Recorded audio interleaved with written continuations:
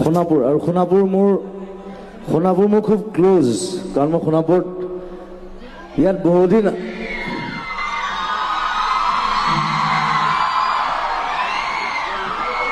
মই একেটা জেগাত খুব কম সময় থাকোঁ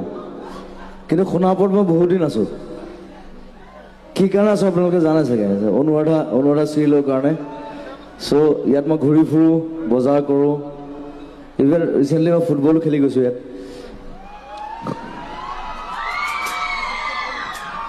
আৰু হৰুৱাই থৈ গৈছোঁ দেই